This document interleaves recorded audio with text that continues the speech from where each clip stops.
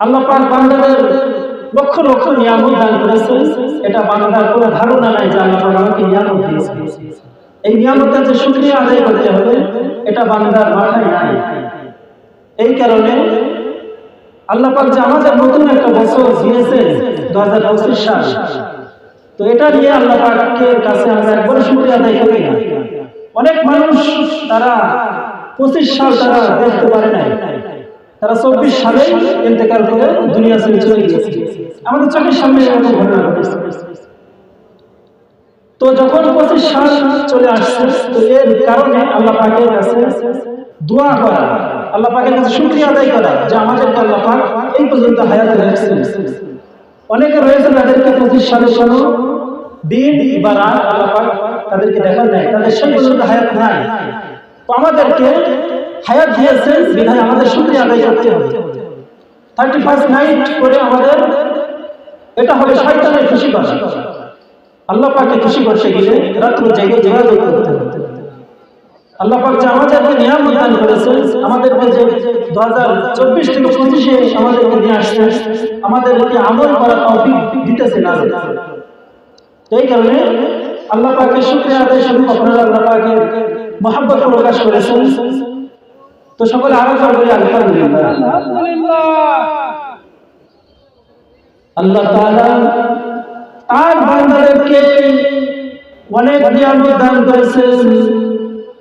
আল্লাহ তাআলা বান্দার চোখ দান করেছেন, একটা বড় একটা নিয়ামত। আল্লাহ তাআলা বান্দার জবান দান করেছেন, বড় একটা নিয়ামত। আল্লাহ তাআলা বান্দার অঙ্গ পর্যন্ত দান করেছেন, এটাও বড় একটা নিয়ামত। এমন এমন লোক রয়েছে যাদের একটা চোখ নাই, এমন লোক পাওয়া যাবে যাদের 2 হাত নাই, এমন লোক পাওয়া যাবে যাদের 2 পা নাই। তারা শাস্ত্রাইতে চলে, হাত নাই, তাদেরকে মুখে খাওয়া তুলে দিতে হয়। তাদের চোখ নাই, তাদেরকে হাত ধরে ধরে হাঁটাতে হয়। তাদের কান নাই, ইশারার মাধ্যমে তাদেরকে বলতে হয়। তো আল্লাহ পাক আমাদের যে নিয়ামত দান করেছে, আল্লাহ পাক চাইলে পারতেন যে আমাদেরকে হাত বিহীন দুনিয়াতে পাঠাবেন। আপনি কি চাইছেন আল্লাহ তাআলার কাছে হাত নিয়ে আসা? আল্লাহ তাআলার কাছে আমি হাত চাই নাই, তারপর আল্লাহ তাআলা আমাকে 2টা সুস্থ হাত দিয়েছে। আল্লাহ পাকের কাছে আমি চোখ চাই নাই, তারপর আল্লাহ তাআলা আমাকে চোখ দিয়েছে। আল্লাহ পাকের কাছে আমি জবান চাই নাই, তারপর আল্লাহ পাক আমাকে বুবানা বানিয়ে আমাকে কথা বলার শক্তি দিয়েছে। এই কারণে আল্লাহ পাকের শুকরিয়া আদায় করা, আল্লাহ পাকের নাফরমানি না করা। তাহলে কি আল্লাহ পাকের নাফরমানি করব আমরা? যত সম্ভব আল্লাহ পাকের শুকরিয়া আদায় করব আমরা সবাই। তো আল্লাহ পাক যে জবান দিয়েছে এটা সমস্ত নিয়ামতের থেকে বড় একটা নিয়ামত।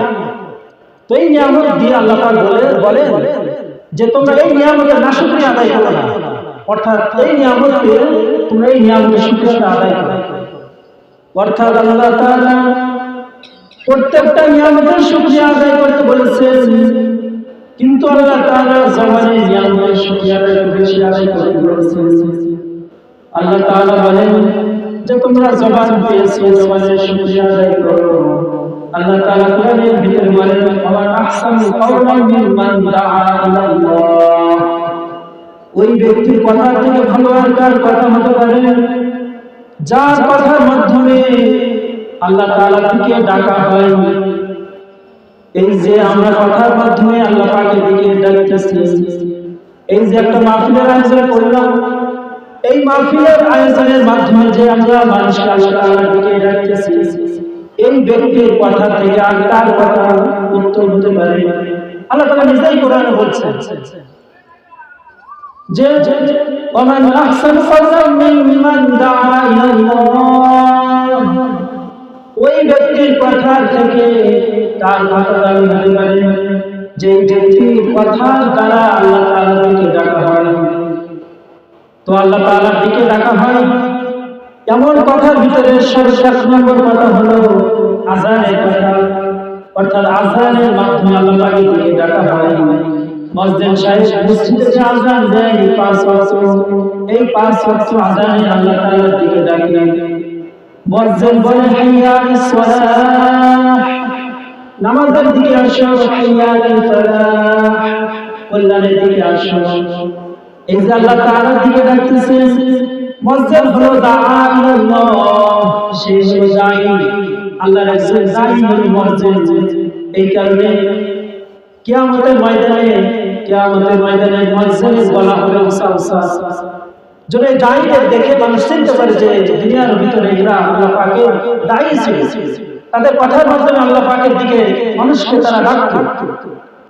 এই কারণে তাদের সম্মানার্থে তাদের কথাকে, তাদের গলাকে উঁচা করে দেওয়া হবে। তো এক নম্বর হলো আযান, আযানের মাধ্যমে বান্দাদেরকে আল্লাহ তাআলার দিকে ডাকা হয়। এই কারণে যখন কোন শিশু জন্মগ্রহণ করে তখন তার ডান কানে আযান দেওয়া হয়, বাম কানে ইকামতের আওয়াজ পৌঁছায় দেওয়া হয়।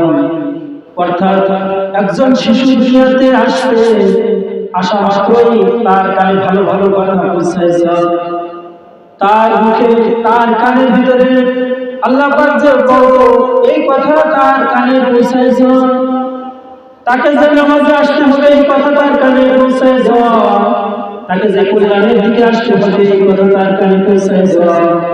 সে যে আসলে মুহাম্মদুর রাসূলুল্লাহ সাল্লাল্লাহু আলাইহি ওয়াসাল্লামের উম্মত, তাকে এই কথা যখনই জন্মগ্রহণ করবে তখনই তার কানে এই কথাটা পৌঁছায় দেওয়া। যদি এই কথাটা তার কানে পৌঁছায় দেওয়া হয় তাহলে সে আর কখনো তার নবীকে গালি দিতে পারবে না।